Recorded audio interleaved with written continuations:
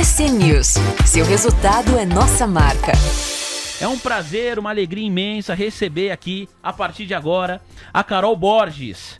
A Carol fala com a gente direto da EQI, ela é a analista responsável por montar a carteira de fundos imobiliários da EQI Investimentos. Carol, seja muito bem-vinda, boa tarde para você.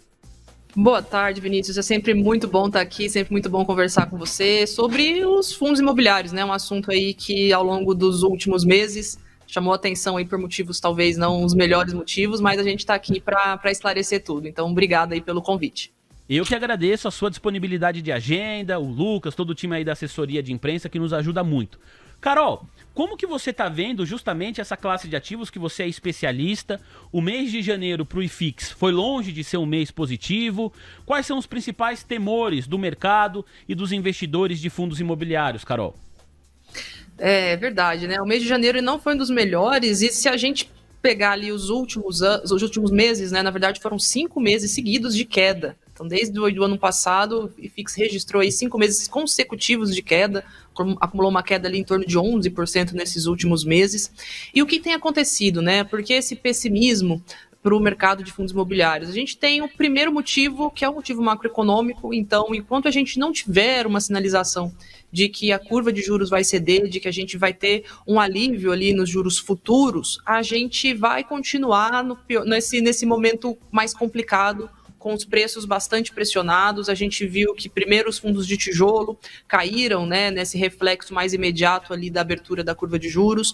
Depois também isso afetou os fundos de papel, aumentando o spread da carteira de crédito desses fundos. E os FOFs, que são aquela classe mais volátil de todas, né, aquela que entrega aquele beta ali frente ao IFIX, foi também uma dessas classes que estão negociando hoje com descontos na faixa de 20% frente ao valor patrimonial. Então, o primeiro motivo acaba sendo o macroeconômico. E quando a gente faz um contraponto, né, se a gente fala, poxa, tudo bem, o cenário macroeconômico, os juros estão elevados ali, futuros, os DIs futuros ali seguem sendo, renovando máximas ali ao longo das últimas semanas, mas quando a gente olha para o micro, para o operacional de muitos desses fundos, a gente não tem visto problemas estruturais, tanto em fundos logísticos, de shoppings, as lajes corporativas aí que foram segmentos que sofreram bastante, logo como consequência, né, já vinham sofrendo um pouco ali no período pré-pandemia, e aí com a pandemia tudo piorou, né, para o segmento. Ela já vem apresentando desempenho operacional positivo, reabsorção de áreas, ocupação das lajes. Então, mesmo os segmentos que têm desafios maiores e que são ligados mais fortemente ao cenário macro, já apresentaram bons números internos, né, bons números micro ali.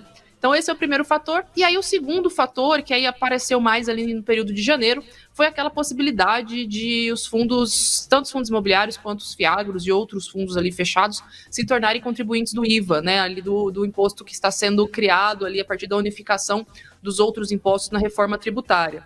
E como os fundos imobiliários, os fiagros, eles são isentos de ICMS, ISS, PIS, COFINS, e passariam a ser contribuintes do IVA, então seria uma carga tributária adicional lá na receita desses fundos imobiliários, que os investidores claramente, né, e com razão, não gostaram, mas esse é um cenário que eu acho que já se reverteu, a gente já trabalha com o cenário base aqui de não tributação. Então, esse é um resumo aqui breve do que tem mexido bastante com o mercado de fundos imobiliários nesses últimos meses.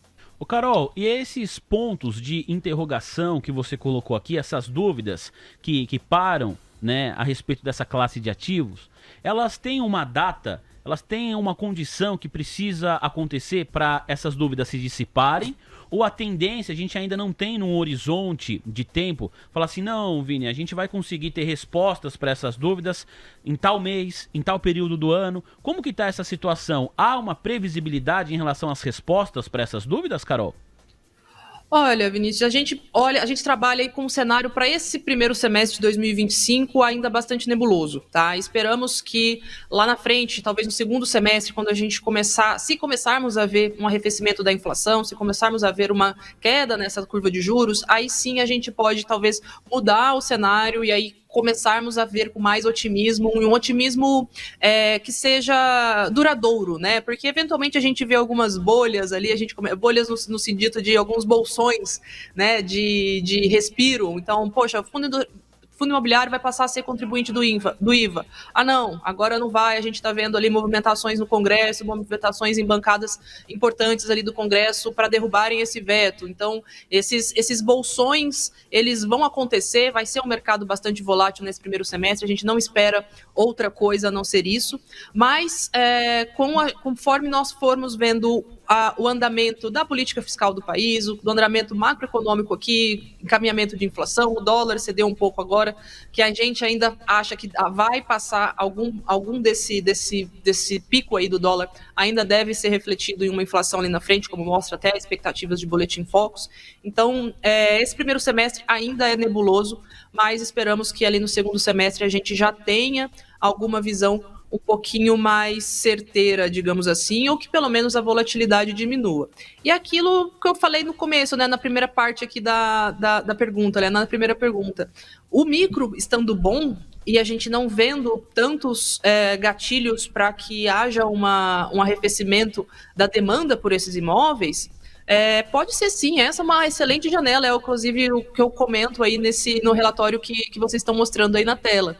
Comento ali que estamos em níveis de desconto, considerando algumas métricas de preço, tem o PVP que pode ser controverso, mas também tem aquele spread frente às NTNBs, que está elevado também, então tem algumas métricas de preço que a gente enumera aí no relatório, mostrando que, olha, se o investidor ele tem um prazo de investimento mais longo, se ele está buscando comprar uma renda futura previsível, uma renda futura estável, agora pode ser um momento em que ele consiga comprar mais renda, né, com menos dinheiro no seguinte sentido. Então, que aquele retorno sobre o capital investido possa ser bastante interessante, que é o que eu falo aí, né? A gente já está se aproximando de um desvio padrão abaixo da média histórica do PVP do IFIX. E mesmo assim, né, o preço sobre o valor patrimonial do IFIX, por mais que seja uma métrica bastante debatida, é uma referência de preço, e hoje metade do IFIX basicamente é composto por ativos líquidos, né, os fundos de papel, os FOFs, até mesmo os multi-estratégia. Então, o PVP acaba se tornando uma referência um pouco mais certeira do quanto seria ali o preço justo daqueles ativos a mercado. Então, hoje, digamos assim, a gente está chegando num período ali raro do histórico, dessa série histórica aí de 10 anos do IFIX, que pode ser sim, na nossa visão tá? Eu até comento ali que sim, vemos como uma oportunidade interessante para comprar um fluxo de renda para o futuro. O @supimpa é um dos que escreveram para nós e fizeram aqui perguntas, né? E ele falou o seguinte: fundo imobiliário, na minha opinião, Vini, tá baratinho e pagando bem. Quando a Selic voltar a cair, os FIIs vão disparar. É a visão aqui do nosso telespectador. De fato, Carol, eu queria que você comentasse um pouquinho sobre isso, porque dos vários pontos que você trouxe aqui, que são essas interrogações que param para essa classe de ativos, a taxa básica de juros talvez seja um dos temas mais comentados no nosso almoço de negócios. E, de fato, ela também penaliza os fundos imobiliários nesse atual patamar de 13,25% e com projeção de pelo menos mais uma elevação de 100 bips. Concordo aí com a opinião do telespectador, né, do @supimpa. A gente tem essa visão, é mais ou menos o que a gente comenta ali. Os fundos estão em níveis, você pega bons fundos, tá? A gente olhando aí o gráfico, ele reflete uma média, mas se você faz uma seleção de bons ativos, de ativos que a gente recomenda aí mais para frente na carteira também, você vai ver que são ativos que estão com valores que, se você for comprar a mercado, se fosse possível comprar esses ativos a mercado, ativos imobiliários a mercado, provavelmente não seria o preço transacionado. Então, você tem um desconto relevante para adquirir esses ativos hoje, ativos imobiliários, via Bolsa de Valores. E aí, com a Selic caindo, e a gente não sabe quando é que isso vai acontecer, mas uma sinalização que o ciclo de alta possa estar finalizando, eu acredito que já seja um gatilho, um potencial gatilho para começarmos a ver um retorno de preços aí do IFIX. Acreditamos sim numa recuperação desses ativos, porque não há nenhum problema estrutural mapeado no momento. E aí, a gente pode trabalhar com alguns cenários, né? A gente costumamos, inclusive, né, trabalhar com vários cenários, e para o investidor pessoa física, que é responsável por 2/3, né, do volume transacionado do IFIX, a gente até estava comentando ontem com o nosso estrategista de ações aqui, que a Bolsa de Valores em janeiro andou bastante, o IFIX ficou para trás. A gente viu isso enquanto o Ibov estava subindo, os investidores do IFIX estavam olhando, e aí, o que vai acontecer? Né? Por que aqui também não está indo? Porque foi muito fluxo estrangeiro. E aqui no IFIX, aqui no mercado de fundos imobiliários, a gente tem muito pouco, né? A relevância, a representatividade do fluxo estrangeiro no mercado de fundos imobiliários aqui é baixíssima. Então, aqui é a pessoa física e ela olha para o que você comentou, né, Vinícius? Está olhando para a taxa de juros subindo, tem atratividade ali da renda fixa, olhando, nossa, pô, a gente tem ativos ali em renda fixa remunerando próximo de 1% ao mês, que é uma ancoragem que o investidor acaba tendo, e ele se sente mais confortável naquela classe de ativos. Então, quando ele começar a perceber que talvez a Selic comece a cair, possivelmente o mercado já antecipou, de alguma forma, uma recuperação do IFIX. Então, é uma ponderação que a gente tem que fazer. A gente defende aí uma carteira diversificada e tudo, mas para uma geração de renda, para quem está buscando geração de renda recorrente, aí os fundos imobiliários, eles são sim aí um dos produtos mais adequados para esse objetivo. Então, essa comparação com essa taxa de curto prazo para ativos negociados ou precificados em relação a uma taxa de longo prazo pode fazer com que o investidor perca um pouquinho desse momento, desse movimento do mercado que esperamos que aconteça em breve. Falamos neste instante para mais de 1.200 pessoas no simultâneo e já temos 1.715 likes na nossa transmissão. Muito obrigado a você que está aí do outro lado da tela nos acompanhando. A Rosângela Costa me marcou aqui no chat do YouTube e falou: Vini, nesse momento a Carol é a melhor de todas para falar de fundos imobiliários. Está aqui elogiando a nossa convidada também. Carol, diante desse cenário desafiador, né, para os fundos imobiliários, você tem a missão de todos os meses apresentar uma carteira pública de FIIs. E aí, qual que é a estratégia para você fazer esse trabalho? Há pouco você falou na palavra diversificação. Esse pode ser, de fato, um dos caminhos? Pode, deve ser, tá? A gente trabalha aqui com uma diligência bastante grande aqui nesse sentido, porque a gente sabe, né, os fundos de papel, que eles vão estar ali no final das contas investindo em títulos de renda fixa, eles vão trazer uma volatilidade um pouco menor para a carteira. A gente viu que caíram bastante, a gente olha até mesmo a métrica aí, preço sobre valor patrimonial de fundos de papel costuma estar ao redor de 1, e a gente já tem descontos aí de 15% em alguns casos. A gente tem privilegiado, hoje, maior parte da carteira é composta por esses fundos de papel, os fundos de CRI, que se remuneram CDI+, ou IPCA+, e aí a estratégia da carteira é justamente apresentar o carrego em CDI, então você se aproveita desse carrego em CDI, e também captura eventuais picos inflacionários que podem acontecer ali ao longo do ano. Então, a carteira não fica exposta a um indexador específico, e aí a gente consegue diversificar, inclusive, com a previsibilidade ali do CDI, a volatilidade menor de ativos pós-fixados, e também em ativos ali, inflação mais, para a gente ter esse retorno real de parte da carteira. Então, essa é digamos, a nossa estratégia base para fundos de papel. A gente coloca um FOF e um multi-estratégia, esses fundos, eles acabam trazendo essa volatilidade, eventualmente eles vão cair mais do que o IFIX, do que a média de mercado, então em mercados em queda, em mercados pessimistas, eles vão apresentar um desempenho pior, né, nesse sentido, do que a média do IFIX, mas o objetivo deles ali é que em um mercado mais otimista, eles apresentem um desempenho melhor do que o do IFIX. Então, você acaba penalizando um pouquinho a volatilidade da carteira em troca de buscar um retorno superior à média lá na frente. E aí, a outra parte da carteira, né, a terceira parte da carteira, que aí seria a segunda parte mais representativa, são os fundos de tijolo. E hoje a gente tem participação de basicamente todos os segmentos primordiais da carteira. Nós investimos em galpões logísticos, temos 2 fundos de galpões logísticos na carteira, fundos de shoppings também com estratégias complementares, então fundos localizados com ativos de shoppings localizados ali em São Paulo, maior densidade demográfica, maior PIB do Brasil, então é onde a gente consegue ver um consumo bastante aquecido, e também em outras regiões em que você tem shoppings dominantes, que não sofrem tanto com concorrência. Então a gente faz essa diversificação de estratégia em shoppings. Também investimos em fundos híbridos, então temos ali fundos com lojas de rua, supermercados, contratos longos, então aqueles contratos corrigidos pelo IPCA, com 20 anos de duração, em que o inquilino precisa pagar uma multa muito elevada se quiser rescindir esse contrato antes do prazo, justamente para trazer essa previsibilidade para a carteira. E aí uma pequena exposição ali em laje corporativa com uma receita contratada já por algum tempo, para que a gente consiga também, eventualmente, em um cenário um pouquinho melhor, um pouquinho mais otimista, também consigamos ver que os fundos imobiliários de lajes corporativas, né, os escritórios, são os que estão mais baratos hoje, mas a nossa expectativa é que eles também sejam um dos últimos a conseguirem pegar um fôlego, né, uma atração maior quando o mercado virar. Então a gente tem uma participação um pouquinho menor nesse segmento. Obrigado, Carol. Agradeço também aqui as mensagens do Alexandre Calvo, Aurélio Moreira, membro do nosso canal. O Aurélio falou: o bom é que o yield fica excelente com as quedas, né? Ele fala aí no preço de tela do ativo. O Renan Costa, membro do canal também, traz aqui a sua opinião. Valeu, Renan. Rodrigo Souza. O Supimpa eu já mencionei, fiz a pergunta dele. E o Franklin também está aqui junto com a gente. O André Pérez fez uma pergunta a partir de 1h da tarde, que foi o início da nossa conversa, foi a primeira pergunta.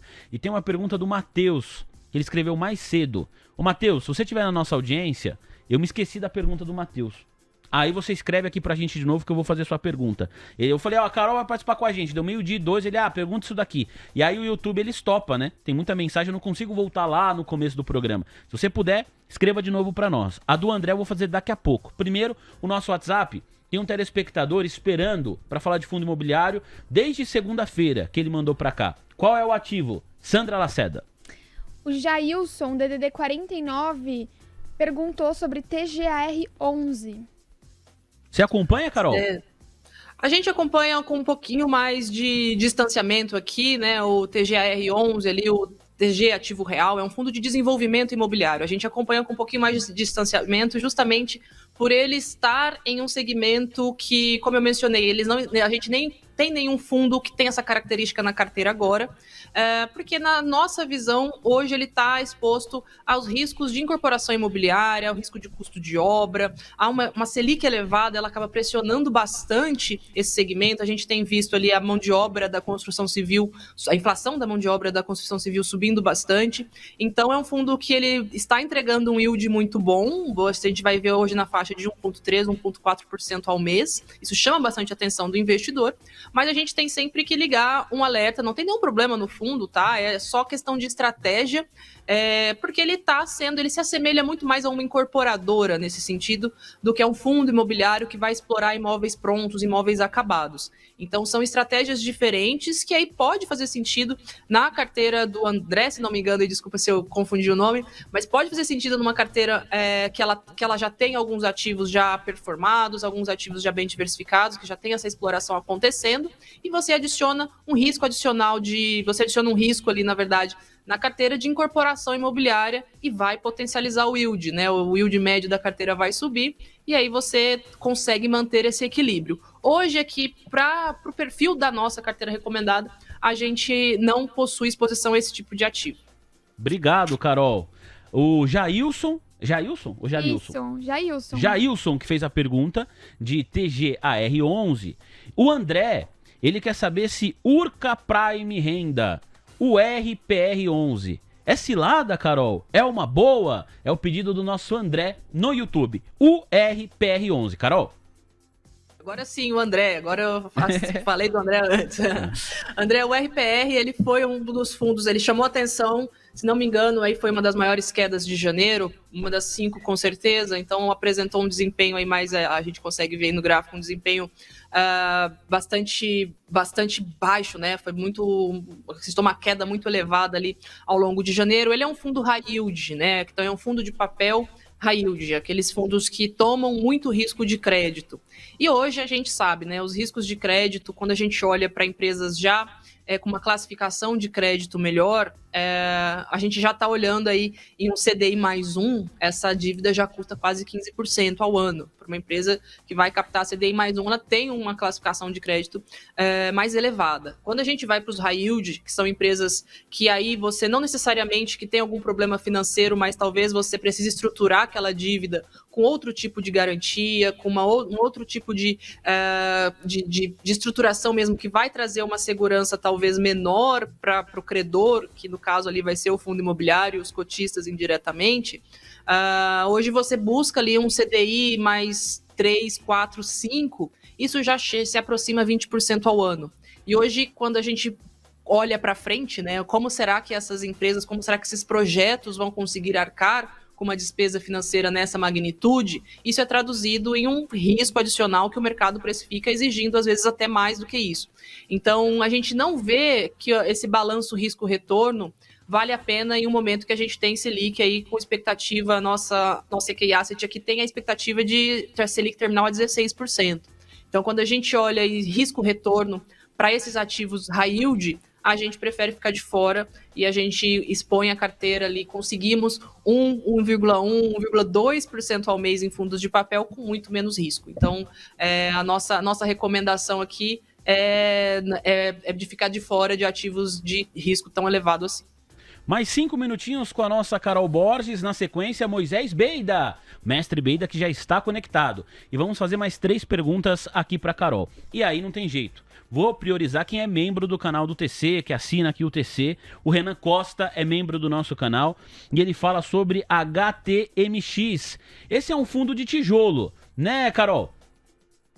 Agora é um fundo de tijolo mesmo, um fundo aí de hotéis, né? Um fundo que fez bastante desinvestimentos no ano passado. Então, o que ele, na verdade, esses desinvestimentos, né? Ele foi vendendo algumas unidades hoteleiras ali ao longo do ano passado e apresentou aí um desempenho para o cotista, né? Bastante elevado. Então, são hotéis que ele comprou há muito tempo, adquiriu lá em 2014, 2015 e foi realizando a venda ao longo desses últimos 2 anos. Então, a valorização imobiliária ali foi bastante expressiva e isso foi entregue ali para o seu cotista como forma de dividendo isento, né? O que é uma das grandes vantagens dos fundos imobiliários.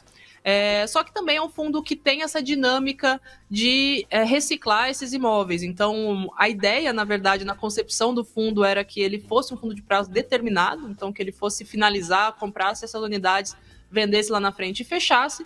Hoje em dia ele mudou esse regulamento, então tem uma expectativa aí dele continuar explorando os hotéis que permanecem na carteira do fundo. É um segmento também pouco representativo no IFIX, né? A gente não tem muitos fundos de hotéis listados na Bolsa, mas para aquele investidor um pouquinho mais arrojado, um pouquinho que vai estar exposto, é um fundo bastante sazonal no final das contas, né? Porque apesar que você tem um fluxo business, né? Um fluxo de negócios de demanda para esses hotéis, você também tem o fluxo do turismo e tudo mais que reflete na ocupação, na taxa de ocupação dessas unidades hoteleiras. Então, é um mercado um pouquinho mais cíclico e com uma dinâmica diferente. Então, o investidor tem que saber que aqueles altos dividendos que o HTMX pagou foi fruto de venda de imóveis que agora ele pode recomprar e aí ele vai precisar de um prazo para maturar e eventualmente vendê-los novamente lá na frente. Então não é um rendimento recorrente, né? Isso não é algo que você pode projetar na perpetuidade, né? Ou pelo menos projetar pelos próximos 4, 5 anos como ganho recorrente. Então tem que ter esse discernimento antes de investir no HTMX para não se frustrar. Mais 2, Carol, pra gente encerrar aqui, conversa boa, passa rápido, essa tá voando. Gustavo Vieira, membro do canal. Vini, papo reto, qual a Carol acha melhor? HSML11, MOL11, MALL11 ou HGBS11? Tem um preferido desses 3, Carol? Tenho, Vinícius. Tenho, é o da carteira, tá? O que a gente tem na carteira, o HGBS11. Os outros também a gente gosta, o MOL11, o HSML11, a gente acompanha, tá? Esses fundos. O HSML melhorou bastante o portfólio. Ele era um fundo que nasceu ali, como todo fundo, né? Nasceu um pouquinho menor, 5 ativos só. Hoje ele já tem uma diversificação maior, tá fazendo uma expansão ali, um dos seus principais shoppings ali, o Shopping Uberaba. O MOL11 também, um fundo com característica de shoppings dominantes, mas também com uma exposição geográfica um pouquinho diferente do que a gente privilegia em momentos em que você possa ter uma incerteza ali acerca do consumo. E o HGBS aí é um fundo de shoppings gerido ali pela Rede, um dos fundos multimóveis mais antigos do mercado, então tem um histórico aí de, se você falar em ciclo imobiliário, em ciclo econômico, o HGBS já passou por basicamente todos eles ali, é um dos mais antigos mesmos que a gente tem listado aqui, com bons ativos, bons portfólios, alavancagem bastante controlada, então um ativo que a gente tem segurança até mesmo na diligência ali, na qualidade da gestão, não que a gente não goste dos outros, mas a gente tem gestoras que o mercado costuma pagar um preço maior para estar na mão daqueles gestores, a Rede é uma delas, especialmente no seu fundo de shoppings, então seria a nossa preferência, é o que está na nossa carteira recomendada hoje. Muito obrigado, Carol. A última. Olha, a gente tem uma telespectadora aqui que é a Vanessa. Ela fala com a gente, DDD 62. É Goiás? DDD 62? Acho que é de Goiás que ela tá conversando aqui, acompanhando o nosso programa. E ela pede assim, Vini, fala de fundo imobiliário, Vini. Fundo imobiliário. E aí, qual foi a mensagem que ela mandou agora pra gente? Sandra?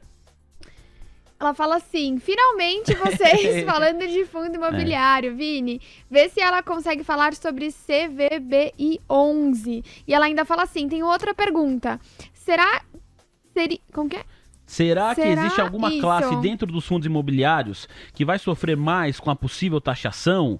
Olha, a Carol, Vanessa, já falou bastante a respeito das taxações, né, e todo esse cenário de dúvida que existe a respeito dos FIIs nesse sentido. Mas fica à vontade, tá, Carol? Se você tiver algum complemento para Vanessa. Agora, o que ela quer mesmo é saber a sua visão para CVBI 11, Carol. Perfeito, Vinícius, Sandra, Vanessa, vamos lá, o CVBI 11, fundo de papel ali gerido pela VBI, um fundo com uma característica, se você estiver buscando retorno real, né, IPCA+, a gente classifica o CVBI aqui como middle risk, né, aquele fundo intermediário, ele não é um fundo que tem aqueles ativos com aquela qualidade de crédito mais, aquele selo de qualidade de crédito AAA, mas ele também não é um high yield, como a gente falou anteriormente. Então, ele consegue mesclar estratégias, trabalhar ali naquele meio de campo. Isso faz com que ele tenha um retorno, né, uma taxa média de carteira bastante interessante, né? A maioria da carteira, boa parte da carteira do CVBI 11 é indexado ao IPCA, então ele vai te trazer esse retorno real. E ele, como boa parte dos fundos de papel, também está sendo negociado com deságio. Então, a gente entende que a gente já teve CVBI na carteira, só que a gente faz análises comparativas, né? O dinheiro aqui é finito, infelizmente, né? Ou felizmente, porque senão também não daria certo aqui as negociações, mas o dinheiro é finito, a gente precisa estabelecer e ponderar e distribuir a carteira com uma determinados critérios, como a gente explicou aqui anteriormente, e aí o CVBI 11 acabou entrando nessa relação risco-retorno, olhando taxa média e tudo, a gente teve outras preferências, mas é um fundo que a gente está sempre de olho, é um fundo que pode ver aí, quem sabe, incorporar outros fundos ali da VBI, que agora está lá no Pátria, né, na verdade, então o Pátria já incorporou ali, já comprou a VBI, então tem outros fundos com estratégias semelhantes, ele pode se tornar um gigante aí da indústria, já é um fundo grande, pode se tornar ainda maior. Isso facilita, isso é bom para a liquidez, isso é bom para as operações do fundo. Então, a gente gosta do fundo, se você investe ou se está pensando em investir, faz sentido aqui, a gente tem um acompanhamento bem de perto. E aí, sobre a taxação, o nosso cenário base, aí só complementando ali, o nosso cenário base é que pode ser que não aconteça, e se acontecer, ainda é muito complicado, tá? Até para os tributaristas ainda é algo bastante complicado de se prever como que seria a implementação desse novo imposto, lembrando que pode ser a implementação pode vir aí a ser até 2033, né? Será por parte, então vai ter bastante tempo para a gente fazer cálculos aqui para entender realmente qual seria o eventual impacto nos fundos imobiliários. Carol Borges, da EQI Investimentos. Carol, muito obrigado, foi muito legal. Tem no mínimo 15 perguntas que a gente não conseguiu fazer aqui. Eu vou pedir desculpas para a galera do WhatsApp, do chat também, mas fica o convite para uma próxima rodada aqui, uma nova troca de ideias. Os microfones da TC News seguem à disposição. Bom trabalho, Carol. Muito obrigada, Vinícius. Obrigada, Sandra. Eu que agradeço e ficamos à disposição, tá? Muito obrigada. TC News. Seu resultado é nossa marca.